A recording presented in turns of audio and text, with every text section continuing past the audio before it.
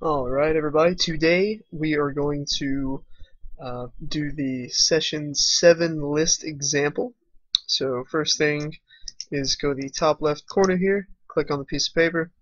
We'll go down to the third option here, it says open, left click that. And let's choose it's probably on the very bottom, but if not, it says session 7 list example.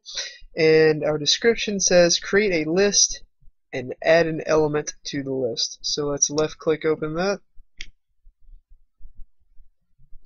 Alright. So we drag everything up here a little just so we can see it a little better.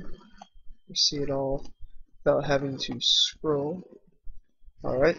So we see we have our when flag click control block. This is what we want to start everything off with. And we see we have a set block. It's orange, should be under variables. Actually, every block except for the purple one is found under variables. The purple say block is under looks.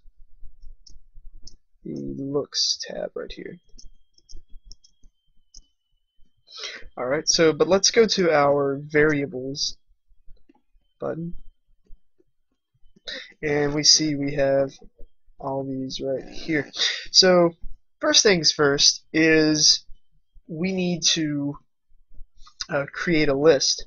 So we see we have this list. It's almost like a pill, I guess. It's a list oval-y type thing.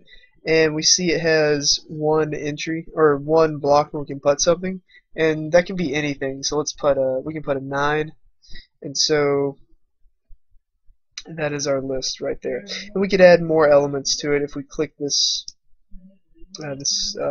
right arrow. See, it adds more, and if we click the left arrow, it removes elements from the list. So let's just create a quick little list. So 9, 8, dog, cat. Alright, so this is our list. Alright, so now we want to make it where our list can be updated on the fly. So how we're going to do that is we need to create a variable. I already did that and I called it list. That's what these little orange little oval things are. But if you were to create one yourself, you go to this make variable button right here. It's under the variables tab. Let's left click that, and we see we can give it a name for our variable, and we can choose for all sprites or for this sprite only. So if you want to have a variable that works for everything or just for a particular instance.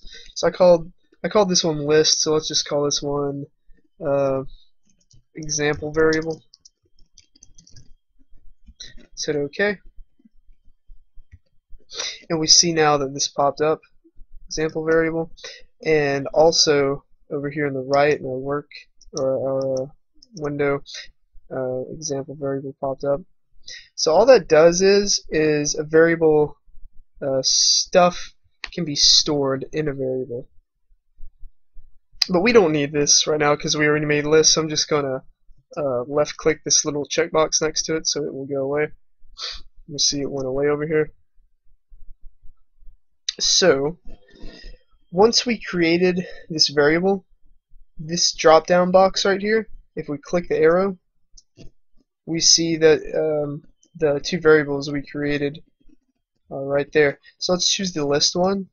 So what this says now is, like, if we change this to 1, for instance, 1, and we hit our green arrow to run it, if you look at list, it's 1 now. So all this is saying is set whatever the variable is that you created to whatever. I set it to 1, but in our case we want to set it to our list, so our list can be updated. We're doing that because in Snap, if we change if we set our list to a variable, and when we change that variable, it will affect the list. So that's a good way to do that. So if we get our list right here and drag it to this white square. So now when we click the run button, we see that our variable, our list variable, is our list. So now we want to add something to our list. That can be whatever. So look at this add block right here, attach it. Let's get our list variable, stick it right there. The reason we do this, I'll show you an example, is like if we duplicate this little list right here and set it right there, and we add thing and hit run,